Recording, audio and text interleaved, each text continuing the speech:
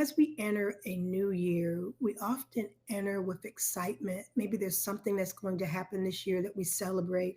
Our kids are going to graduate from high school or college, or we're going to hit a monumental birthday or something good. Maybe you're moving, or maybe you're getting a new job or career. But whatever it is, you've looked into 2025, looked over the ledge and said, I'm excited and can't wait for that day. Well, if you get a chance today, whether it's right now or throughout our conversation this morning, put in the chat something that you are excited about. I believe that we should celebrate those milestones and those good things together. And that's not bragging, that is documenting that something good is happening. And if we say that living is living intentionally, fearlessly, and expectantly, that expectantly is so important as we expect the good things that are coming in 2025. So, this first week of our journey has been all about who are you really? And it's about peeling back the layers to see exactly who you are. I believe that this first week is all about identity. And some people may actually say, um, that identity is important because you've got to know who you are in order to know where you're going and what you're going to have to overcome as a result. And so I want us to know that this first week focusing on identity is crucial and it's foundational to the next 2 weeks that are going to face together. So, this idea about identity, I think, is um, when we look at all of the questions that I've been asking you, it's all building up to this crescendo that says, who exactly am I? And what is important about my identity to me? And a lot of people don't realize that identity itself is something that's formed by both internal and external influences. In fact, what I'd like to do is share with you a little something that I prepared for you for this morning.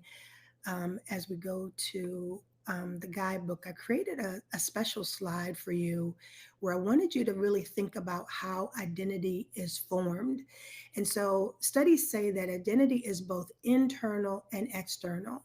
So the internal factors are our gender, race, ethnicity, appearances, our interests, our beliefs, and our experiences. If something happens to you that is fundamental to what you believe and how you act and what you think, that is part of identity. But there's also these external factors that shape us as well. And that really connects to the homework or the question that you had for yesterday. Those external forces are things like our family, friends, society, culture. It could even be like the media or politics, but these are these internal factors that I believe place expectations on us, and we have to make a choice as to whether we are going to live up to or also throw away those expectations. Here's what's important as we look at this slide, and I want to make sure that you think about today is those things that influence us, they're a choice. They're absolutely a choice. Now, I talk to people all the time that says, well, I was raised this way and that's the reason why I'm that way. And I hear you. I hear you. I hear you with a sense of love and acceptance, but I'm also going to challenge you and say, just because you were raised a certain way doesn't mean that you don't have the mind, the heart, and the will to change those things and give yourself a different outcome. And so that's why I'm saying our choices of what would influence us is very, very important. So that leads me back to the question that we had yesterday. And I'm going to put that question on the screen because I want to walk you through my answer to it so that you can see what I need you to do today. So the question was, what's expected of me by my family, friends, coworkers, church, and other key groups? And so I told you to name as many or as few groups as you wanted, as many or as few people. But I want to walk you through what I like you to do with your responses. So for me, I put my husband, and I said he expects me to handle all the details of our personal life. My sons, I think they expect me just to simply be there for them. I don't think my friends have any real expectations of me, which actually made me smile because that's probably why they're my friends. They don't put pressure on me, and we have just a very laid back relationship. For Wholeheart, I think they expect me to lead them to a successful year and to create good stuff. My funeral home team expects me to manage the financial side and to do it well. The boards that I'm on expect me to spend 2 to 4 hours per week on their work and to be a leader. And then finally, I put my church expects me to attend regularly, get engaged, grow, and contribute. All right. So this idea, I asked you yesterday to say what those key folks expect of you, right? And I think it's really important that you understand what people expect from you. But here's the thing, just because I expect something from you does not mean you have to deliver that.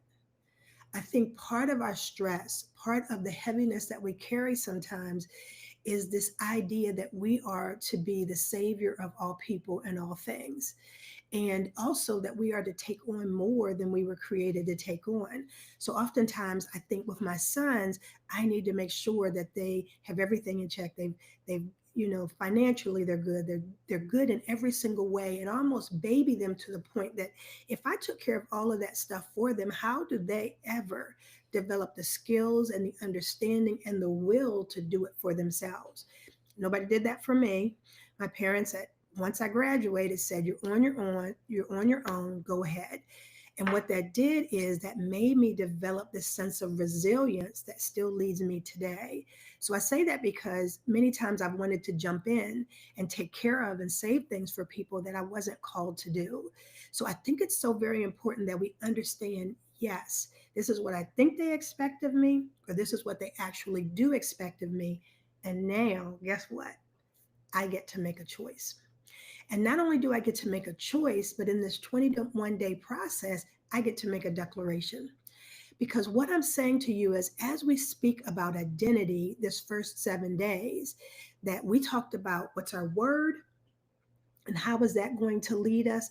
We talked about who we are in the present moment and how important that is to us.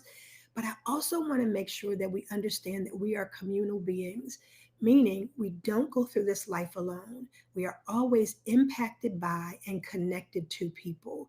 No one should be connected to not anyone. That is not the way we were created to exist. We should have friends and family and people that we can rely on. But at the same time, we have to manage what we're going to give to them. Because if we think we can be all things to all people, we're going to be very disappointed and we're going to be very tired. So here it is. I gave you this example that these were the people, my husband, my sons, church, all of these things, and what I am thinking they expect of me or I expect of me in terms of serving them. So for today, one of the things I want you to do is go back to that declaration page. Remember in the worksheets that we gave you on page 2, it's the declarations that are going to lead us these 21 days and the rest of the year.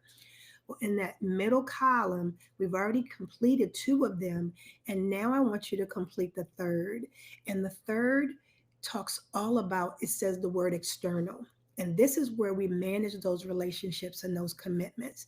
Because what I'm going to do is I'm going to take the expectation and I'm going to turn it into the commitment that I want to make to that group or that individual. As I do that, I'm going to use something like an I will statement or I commit to. And for me, I named like 6 different areas that are important in my life. When we're making those declarations, what I'm asking you to do is maybe choose 3 of them. If you want to choose all of them, that's up to you. But for me, I'm just going to choose 3 of them that are most important to me. And as I choose those, these are the things that I'm going to come back to say, Denise, these are the relationships that are important to you, and this is what you commit to do. Not all the things that they want me to do, not what my perfect mind says me as a perfect being should do, but what I can manage. So I'm going to go back to sharing my screen so that you can see exactly what I'm talking about. I'm taking you from page 3 where I answered those questions, and now I'm going to go backwards. Actually, on here, I'm going to go forwards, and I'm going to go to that page 2. And on page 2, what I'm laying out is this is what I commit to in terms of those external relationships. So I chose to focus on my husband, my sons, and church, um, because I haven't really been committed to church since the pandemic. And so I've got to get back to church, and that's really important to me. So, what I said is, I use those I will statements. I will lighten my husband's load by, now remember, he expects me to take care of everything. Now, what he wants is not always going to what he gets. So I'm saying I will lighten my husband's load by handling most of our personal business, because I don't want him to have the stress of it. And I know that there are some things I'm better equipped to do. But I also said I will also share some tasks with him to solidify us as a team and decrease my burden. Because sometimes I found myself getting resentful. Why do I have to carry everything? And I remember him saying at one point, nobody asked you to.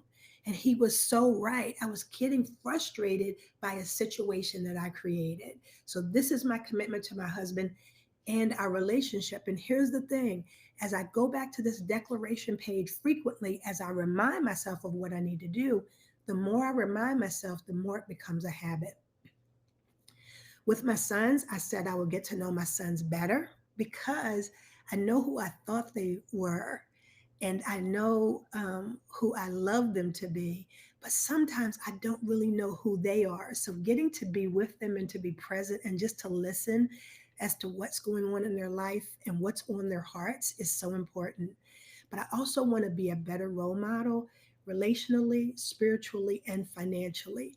I think it's really important as I make these declarations to be specific, so that I don't just say, get to know my sons and be a better role model. I'm being specific about the ways that I want to be a better role model, knowing that, you know, I didn't have my mom at 60. And so I want to make the best of the years that I have with them.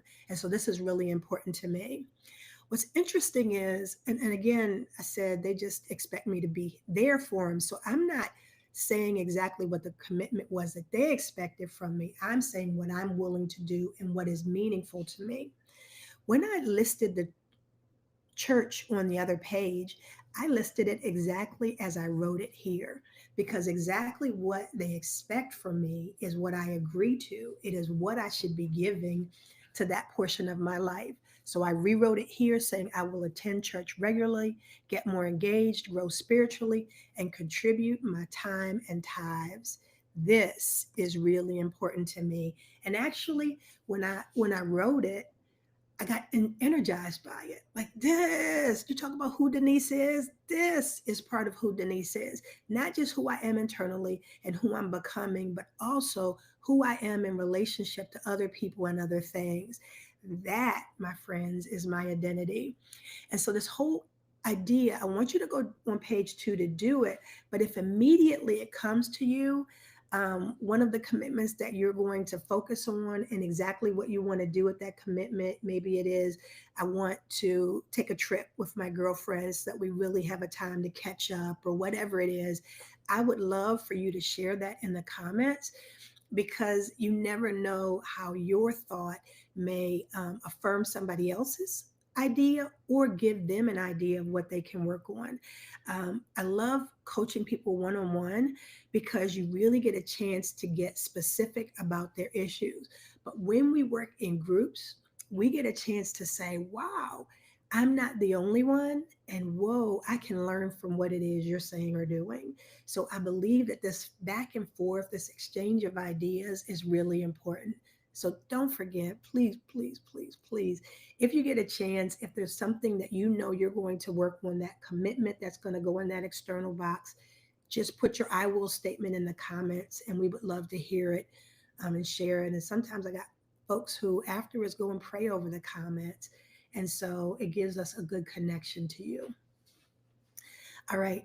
That being said, what I want to tell you about today is this idea of identity and how we can go even deeper with that.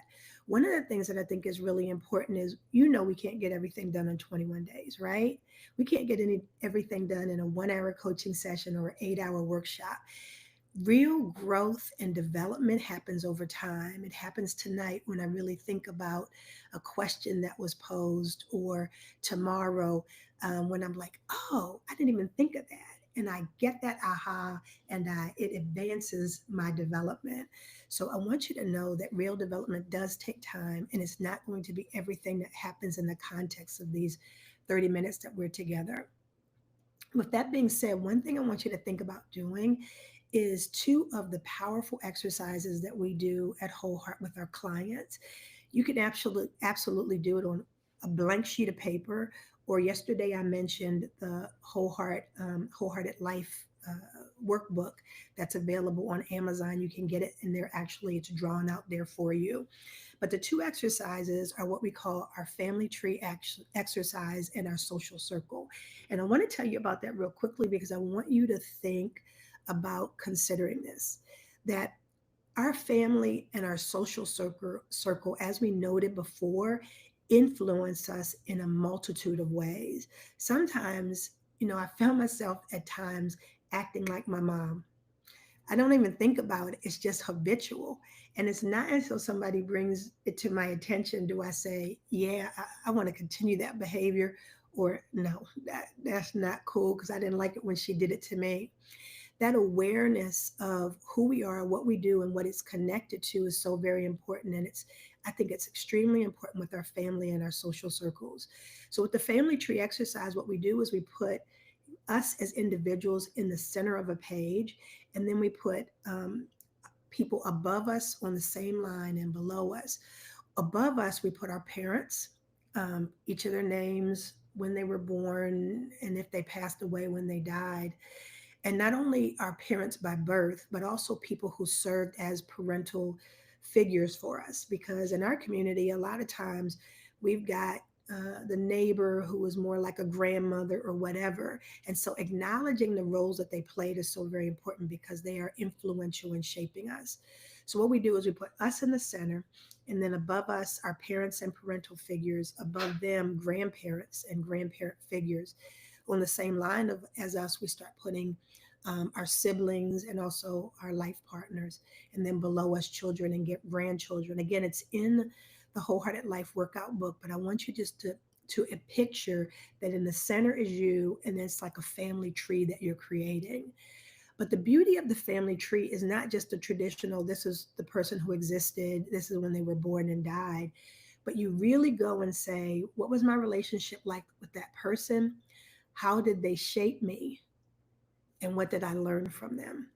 And when you begin to understand the ways that people have shaped you and what they've done in your life, it makes you appreciative of things that people have done that maybe you've never even thanked them for. Maybe it's I didn't even realize until my aunt passed away how much of a maternal figure she was for me. And being able to acknowledge that um, in a document did everything for me because I realized what she gave to my life, and it gave me the sense of appreciation, number one, and it made me want to do the same thing for other people. So with that family tree, we're just mapping out the family tree, but going deeper than a traditional family tree where we're saying, what did I learn from them, good or bad? What was my relationship? And how did that all shape me? That curiosity about yourself has everything to do with identity. And I would love, love, love to see you do it. In the same way as we are impacted by our family, we're also impacted by our social circles. So the social circle exercise is exactly the same. You're in the center, but it's just rings around you. And those rings, you'll start including in who's in my inner circle. Now, the inner circle is usually 2, 3 people. If you got 10, 20 people in your inner circle, you got a problem because the inner circle is those people, they know all the secrets. They know stuff that they probably shouldn't know about you. And that inner circle is the ones oftentimes you can tell anything to. So who's in the inner circle? And then you go a little bit farther out until you get to that outer circle. Like maybe you were inner circle, but you proved that you maybe need to be on the outer realm. But the process is the same as with the family tree, saying, what was the relationship? What did I learn from them? And how did they shape me? Because our friends, are sometimes closer to us than family. And understanding how they have shaped us and what they have done does two things. One, it allows us to understand ourselves and put ourselves in context. But number two, it also allows us to either appreciate the people that are in our lives and go and say a thank you to them. Because you know what? We could get mad at people about petty reasons, right? But going to them and saying, you know what, but I didn't think about the fact that every time that I've had a loss, you've been there with me by my side, and I didn't even have to call and ask you to do anything. That's one. I'm not going to name people, but I could name some folks. Those are my friends. Sometimes have been closer to me in losses than anyone else, and I think that's really, really important. But the other thing could be that as you begin to think about their influence and the way that they've shaped you, you realize maybe I've been calling this person a friend, or maybe I've been keeping this person close. And instead, I need to create some distance and or boundaries. It doesn't hurt to do an assessment of your life to see who's where they should be, to appreciate them, or maybe to adjust them a little bit. Again, as we talk about going into 2025, sometimes it's those relationships that derail us, or they support us and help us to get to our goal. We have to decide who should be around us and maybe who should have a little bit of distance. Again, this is all about identity and deciding what's going to be best for us in 2025. I believe that we are derailed by the little teeny things that come up and bite us, and we never saw them. But if we took a chance to sit back a little bit and look at our lives more closely, we can see and anticipate those things so that they don't derail us anymore. All right. That being said, are you ready? Are you ready? Are you ready for our question for day 6? As we go into day 6, each time I have the question, I'm trying to make sure that I read it to you exactly as I wrote it, because I want it to be, um, I want you to have the best of me as well. So the question for day 6 is, what's the thing you desperately want to be in 2025? And remember, when I do this for myself, because I'm going through this process with you, because it is helping me as well. When I do this for myself, I am personalizing the question. So you can see that on my sheet, I've already personalized it, I've already written it down. What's one thing I desperately want to be in 2025? And if I think a little bit, remember, in this process, you're going to write down your initial answer that comes to you right away. You're going to give it some thought throughout the day. And at the end of the day, you're going to go back, write some more answers if you choose, and then decide what's your best answer. So if I were to say what I wanted desperately in 2025, I want to be confident, um, and I want to be less fearful. And actually, that whole word about less fearful, I don't even want to say it that way. I want to word it more positively, because I want something that's going to motivate me. I don't want to focus on fear. So I'm going to say confident and more courageous. And so those are the two initial thoughts that I have. I have the rest of the day to say, what is it I desperate means if anything, if nothing else, this is what I'm going to get. I need you to be desperate in this moment and say, what is it I desperately want for me in 2025? If you already had the answer come to you, you know what I'm going to ask you to do, right? Put it in the comments, because I love to hear your thoughts. I love to see you process it. I love to react to that. So if you know what you desperately want to be already in 2025, then I'm going to ask you to put that in the comments, whether it's now or even if you listen to this later via recording, put it in the comments then. It documents your existence. And I think that's very important. So I want you to think deeply with that question, so that as we face tomorrow, which is day 7, the end of our first week together, we really are going to have a full picture of who are you really? Who are you really? As always, I am thankful that you are part of this process. If you've not introduced yourself on the Facebook group yet, go in there and just say, "Hi, my name is," and I'm excited to be here. Or you don't have to say that because I say that too much for all of us. You could say, I'm hoping what you're hoping to get from this process, whatever it is, that we can get to know who you are. But if you also need to reach out with us other ways, you can get us via phone or text or email or just go to our website. Why am I saying that? Because we are your companions in this journey. I've got my team members in the background. They're constantly monitoring everything, they're answering your emails, they are making sure the Facebook page is monitored. They are making sure that we're doing what we need to do on YouTube. Why? Because we want to make sure that this 21 days to life, living intentionally, fearlessly, and expectantly, that we do it together. All right. So I want you to enjoy today. I want you to reflect on the question, and I want you desperately to come back tomorrow so that we can continue this journey together. You have a great day. Bye bye.